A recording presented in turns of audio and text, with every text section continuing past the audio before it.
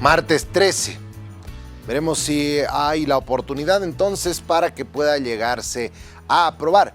Caso contrario, parecen esbozar ya algunas autoridades que sencillamente el presupuesto entre en vigencia. Así no se ha aprobado por la Asamblea Legislativa. Para hablar del tema estamos con el economista Alberto Bonadona. Muy buenos días, bienvenido a RTP Informa. Buenos días y muchas gracias por invitarme. Y bueno, también a la audiencia un buen día a todos. Excelente.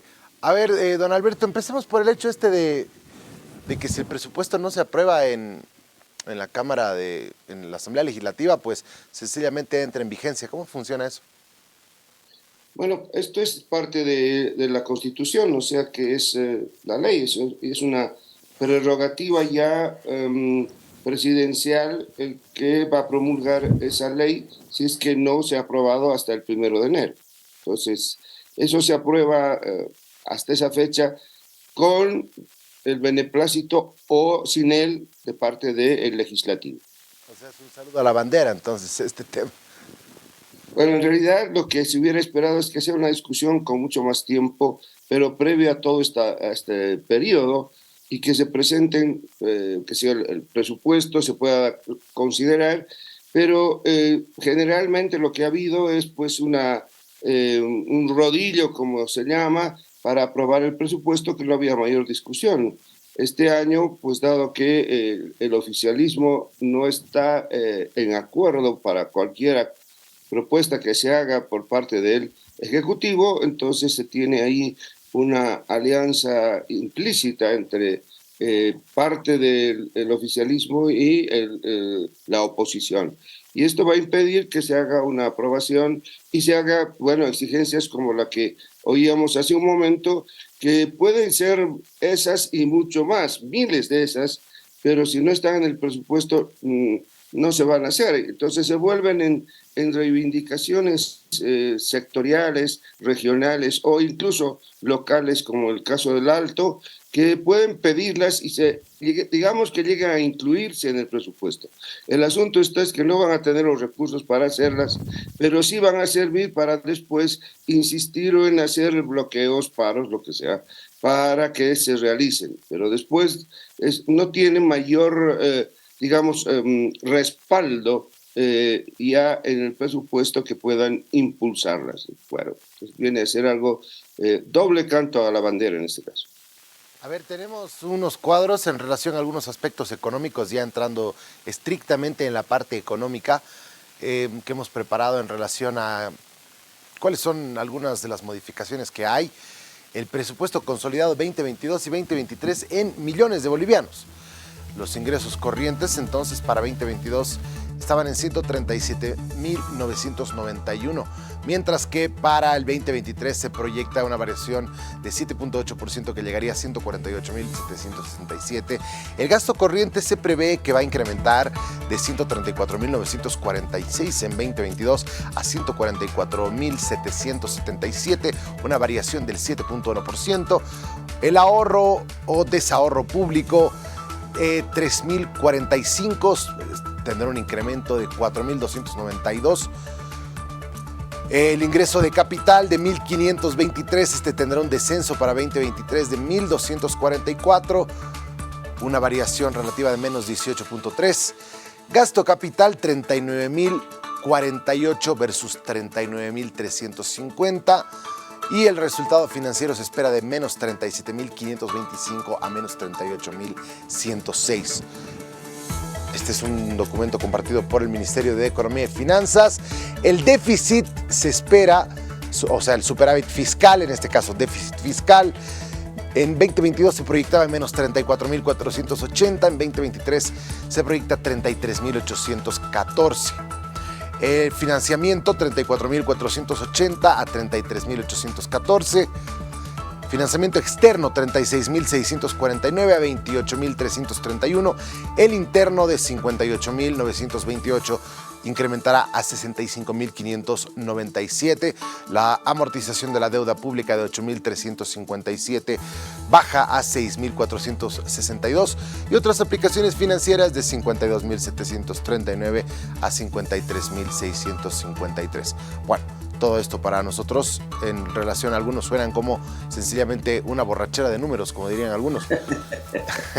Sin embargo, a ver, ayúdenos a entender. Y bueno, principalmente creo que lo que más preocupa es que seguimos teniendo un presupuesto que proyecta que vamos a seguir gastando más de lo que ingresamos. Bueno, en realidad no queda otra porque no hay mayores recursos por parte del Estado. Ahora, más bien hay un intento para bajar el déficit, y es un déficit que se trata de bajar, en este caso, con una disminución de los gastos de capital, lo que quiere decir un menor gasto en inversión pública. Porque el año pasado se habló es para este año de 5.000 millones, lo cual no creo que se haya llegado a cumplir. Y para el próximo año se proyecta 1.000 millones de bolivianos menos. Y bueno, esto se esperaría que se gaste en lo que se va a gastar, pero se está hablando de darle al sector productivo un 42%, al sector social un 26%, y un aspecto importante siempre es la parte de la infraestructura, que es el 24% de ese gasto. Ahora, este es el gasto que estamos hablando de inversión pública, pero el asunto está en la capacidad ya de gasto, o si se quiere, de gestión que tenga el gobierno para llegar a hacer realidad este presupuesto, ¿no? Entonces, lo que sí hay, pues, un aumento del gasto corriente. El gasto corriente es el gasto que el Estado utiliza, pues, para pagar sueldos y salarios, pero también para todo gasto que signifique, bueno, desde la compra de papel y otros implementos que se necesita para el funcionamiento del aparato estatal. Entonces, en eso hay un aumento, pero en general, más bien, si uno ve el global, hay un intento de reducir el déficit, y el déficit cae a un 7,5% del Producto Interno Bruto, de lo que estaba por encima del 9%. Entonces, hay un intento, y esto me imagino que va dirigido a tratar de evitar una presión inflacionaria que es muy fuerte, no obstante lo que se pueda reducir el déficit, porque en realidad la presión inflacionaria ya se siente en muchos de los productos que la gente va comprando. No se refleja esto en el IPC porque en el IPC son como 400 productos que se consideran, pero no considera el gasto cotidiano que las personas realizan. Por decir, los productores compran harina subvencionada, pero el consumidor que vaya a comprar harina, pues va a comprar harina a precio de mercado. Y lo propio va a ocurrir con el arroz o el aceite. Bueno, el pan no subió porque el productor tiene la harina subvencionada, pero la harina sí ha subido. Entonces, esas son situaciones que no considera el IPC inmediatamente, pero si se da una inflación generalizada, eso sí se vería y afectaría a todos los consumidores. Y este presupuesto parecería ser que quiere frenar algo de esa presión. Bueno, pero veamos realmente qué es lo que pueda ocurrir el 23, donde yo creo que no va a ser tan fácil ya tener la misma inflación que hemos tenido este año. O sea que va a ser más alto. Sí, sí, todo parece indicar que va para ahí. Ahora, hablemos acerca de una queja que ha tenido el expresidente Evo Morales en su observación al presupuesto, y claro, sus diputados también están bloqueando la ley. Él decía que el año pasado se había proyectado una inversión pública de 5.000 millones de dólares, y observa que la inversión pública de este año se haya proyectado en 4.000 millones de dólares. Eso más bien representa una austeridad y un conocimiento de que los ingresos no van a estar tan bien en el país, más bien una responsabilidad fiscal mayor. Bueno, lo cierto es de que en estos campos yo creo que la parte técnica es la que debería predominar, y no estoy muy seguro que Evo Morales sea una persona que maneje esto. Más aún, él sigue soñando en la época del auge de las materias primas que ha permitido tener una gran cantidad de recursos al Estado. Ahora esto se acabó y estamos en la época de vacas flacas, y con las vacas flacas hay que ver, bueno, qué cosas podrán hacer los gobernantes actuales para entregarnos o continuar con lo que se ha dicho, la estabilidad económica. Creo que ahí está el mayor problema que podamos enfrentar el año 23. Y lo que diga Evo Morales me parece a mí que es más una cuestión política que algo que tiene que ver con economía y con, bueno, la estabilidad del propio gobierno y de la propia economía nacional. Bien. Bueno, a ver, hablemos acerca de estas críticas que vienen por parte de la oposición, específicamente los asambleístas de Comunidad Ciudadana y Creemos, consideran a este presupuesto centralista. Es por eso que ellos no lo quieren aprobar. ¿Podemos detallar a qué se refieren? Bueno, sí, claro. En realidad, el Estado, si se quiere, el Tesoro General de la Nación, se lleva pues una gran cantidad de los recursos, y es por eso que tiene ese carácter que lo llaman centralista. Ahora, esto no es de ninguna novedad. El Estado Claro. boliviano siempre ha sido centralista y se lleva una cantidad considerable de los recursos que se ponen en el presupuesto. En realidad, por ejemplo, los gobiernos y los departamentos llegan a tener unos 4.800 millones de dólares que se les otorga, pero dentro de la totalidad, pues realmente es muy bajo. O casos de la gobernación de La Paz, donde el municipio paseño tiene más dinero, incluso creo llega a ser algo así como tres veces y más que lo que tiene la gobernación.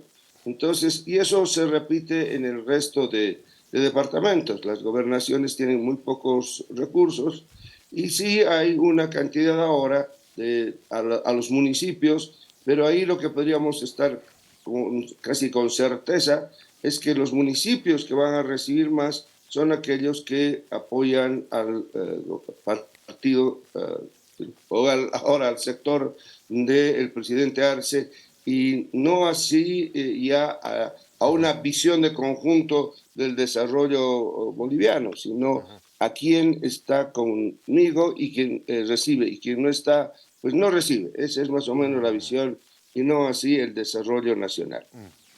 Bueno, finalmente, don Alberto, quisiera ver si usted nos podría ponderar tres cosas buenas del presupuesto y tres cosas que son observables.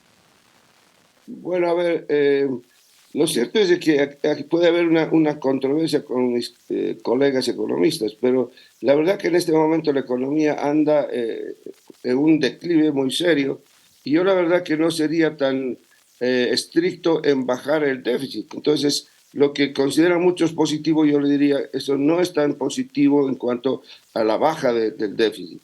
Ahora, de nuevo, lo mismo ocurre con la caída de la inversión. De nuevo, Evo Morales considera que es negativo, pero tiene sus puntos que no son precisamente, bueno, tendría la razón Evo Morales al decir que hay una caída en inversión pública, pero está en la capacidad de gasto ahora del gobierno, que este año, que tenía 5.000 millones, no logrará hacerlo.